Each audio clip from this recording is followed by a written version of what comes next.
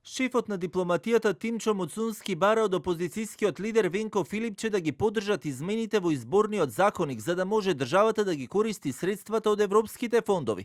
Муцунски ја повика опозицијата барем на момент како што рече да се тргнела од дневно партиската агенда бидејќи како што додаде станувало збор за историски највисока исплата на средства за државата во рамките на европскиот план за раст, но за тоа е потребно да се донесат законски измени од реформската агенда за кој што треба консензус или двотретинско мнозинство.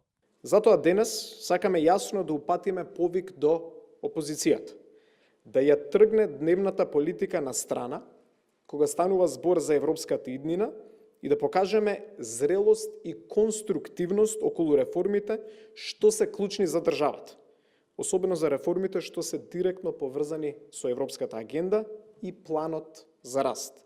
Пред се, изборниот законник и правосудните реформи.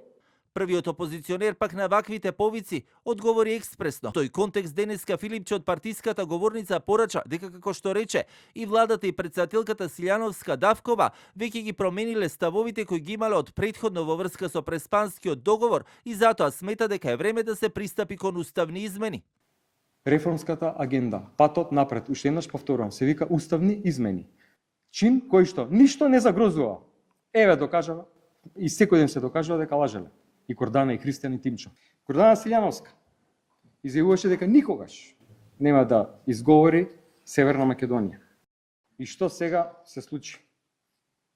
Претседателката Гордана Силјановска Давкова јавно изјави дека преспанскиот договор го потврдува и зачува македонскиот национален идентитет. Претседателката Гордана Силјановска Давкова пак и денеска во изјавата за медиумите додаде дека не го сменила својот став во врска со преспанскиот договор, но и логично е вели што поради самата суштина на договорот двете страни различно го читаат и толкуваат. Поради тоа додаде дека постапката на министерот Муцунски да го повика бугарскиот амбасадор била добар потек за да му укаже дека терминот кој го користела бугарската шефица на дипломатијата северно-македонски е навредлив.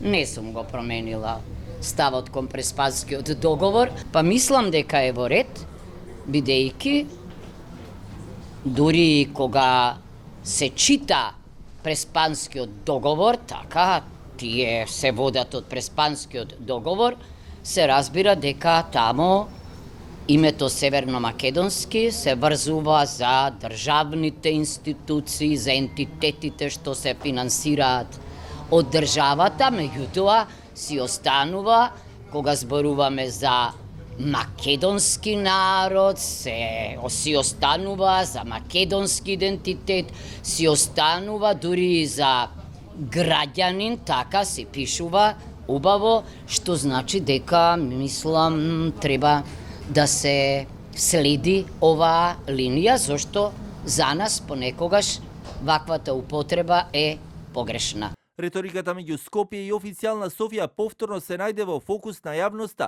откако шефицата на бугарската дипломатија Чамова на маргините на Советот на Брисел го потребила терминот северно-македонски партнери, пошто бугарскиот амбасадор во Македонија ја доби вербалната нота по средбата со министерот Муцунски во МНР, а пак Муцунски побара и билатерална средба со Чамова на состанокот на министри за надворешни работи на земјите членки на НАТО, што ќе се одржи во Шведска за 10 дена.